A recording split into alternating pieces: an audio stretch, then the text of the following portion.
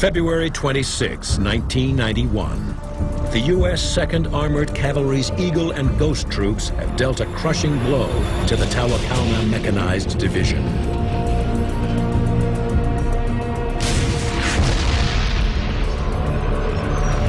But just as it seems they will emerge from the battle unscathed, one of Ghost Troop's Bradley fighting vehicles takes a direct hit.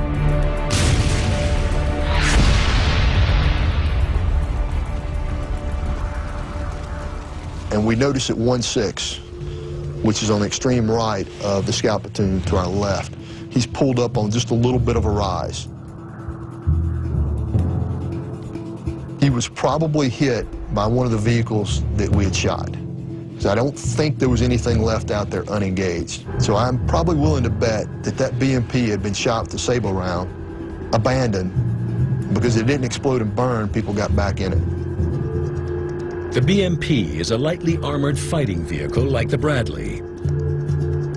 A high-velocity sabot round might tear right through it, leaving it still operational. Armed with a 76mm semi-automatic cannon, the BMP has more than enough firepower to penetrate a Bradley. Staff Sergeant Chaffee, the Bradley commander, he said that Andy turned and looked at him and said, "What the f was that?" About that time, the second round hit and decapitated Sergeant Muller. Really hurt morale of the troop to know that Sergeant Muller had died. The whole troop was able to basically rally around the situation. You know, one of our guys just got hit, but I got a job to do. This fight is not over. You're in the middle of it. You can't worry about this guy. You got to keep going.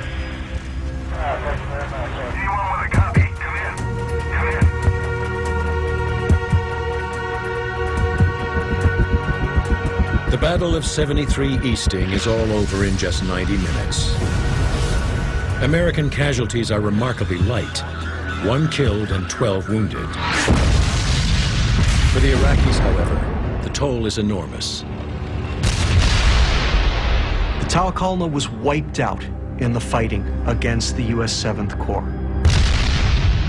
Thousands of members of the Tawakalna Division were killed.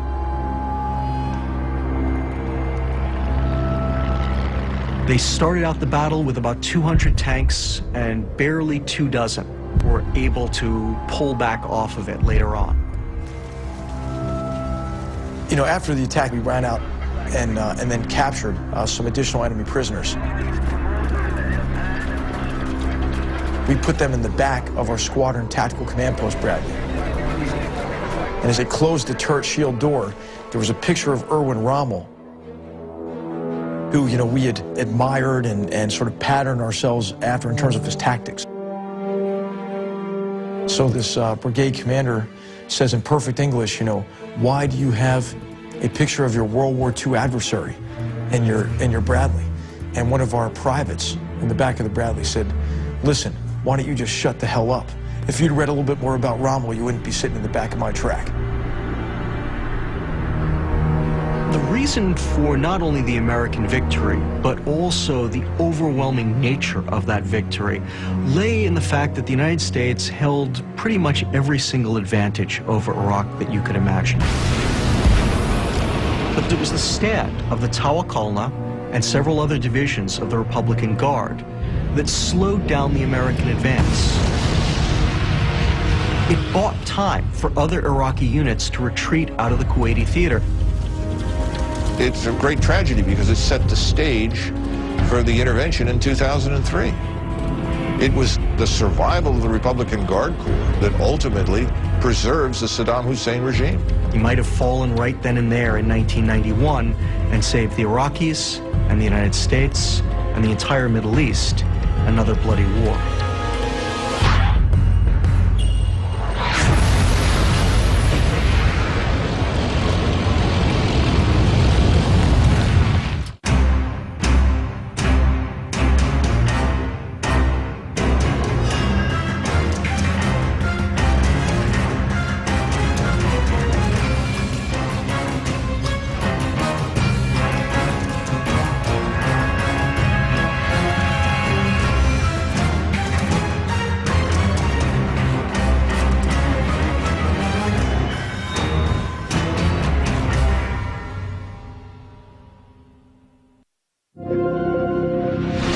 first half of the 20th century, the dream of flight created some of the most extraordinary structures the world has ever seen. Before the first airplane took off,